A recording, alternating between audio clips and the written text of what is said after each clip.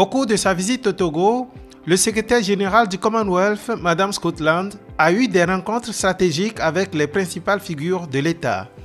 Lors de son entretien avec le président de la République, les discussions ont porté sur le renforcement des relations bilatérales et les voies pour promouvoir la paix et la stabilité dans la sous-région.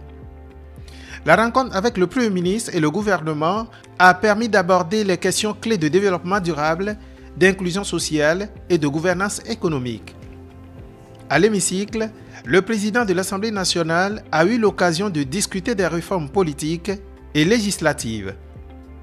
Ces échanges ont été marqués par une volonté commune de renforcer la coopération et de poursuivre les efforts de développement avec le Togo.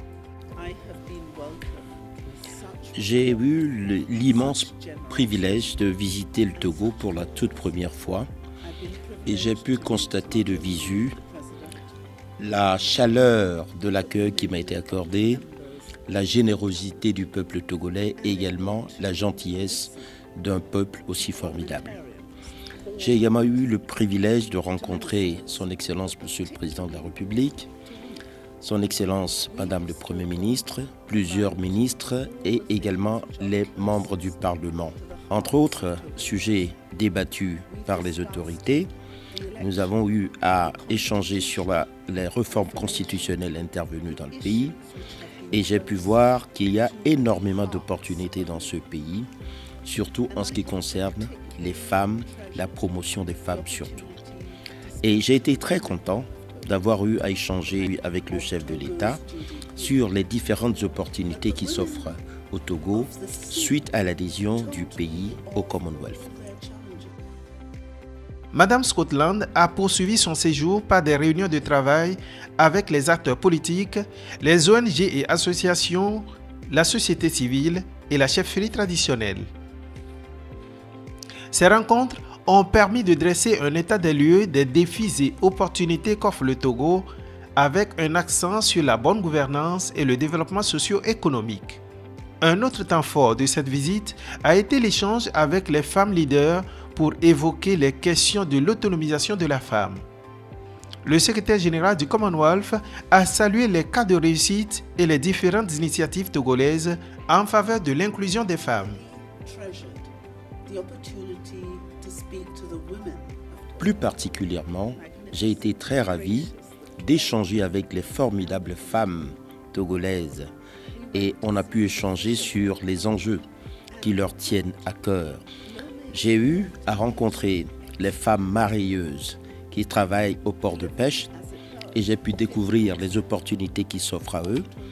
Et ce sont là des femmes travailleuses et qui sont formidables et contribuent également au développement du pays.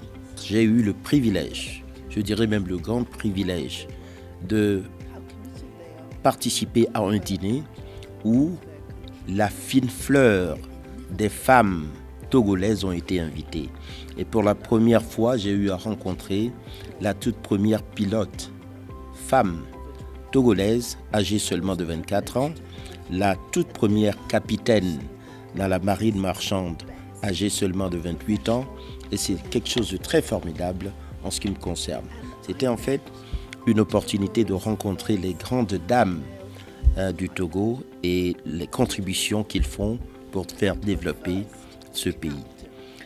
Le privilège m'a été donné également de visiter la partie nord du Togo et ce qui m'a touché le plus, c'est la rencontre que j'ai eue avec l'association des femmes qui arrive à encourager les femmes dans l'apprentissage et à avoir des activités génératrices de revenus.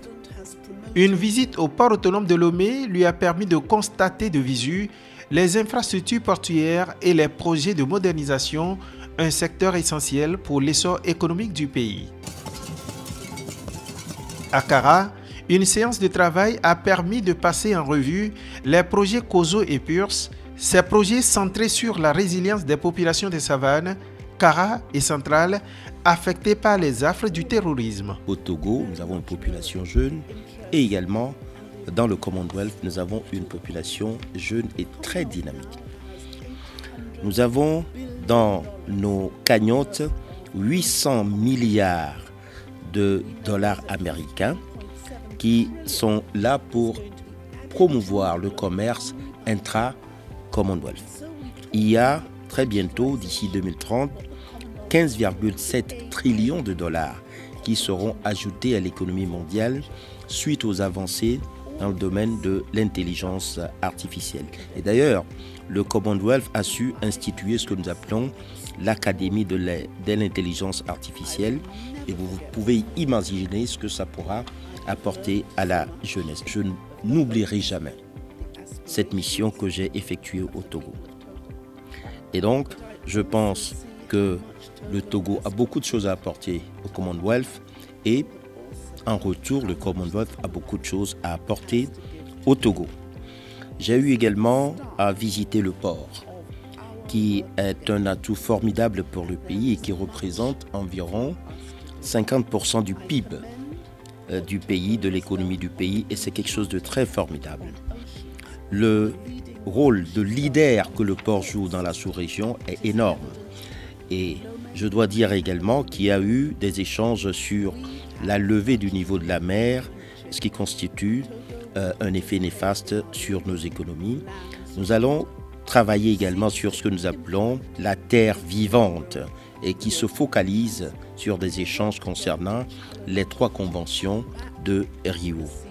En marge de toutes ces activités, le secrétaire général a accordé une attention particulière à la richesse culturelle du pays.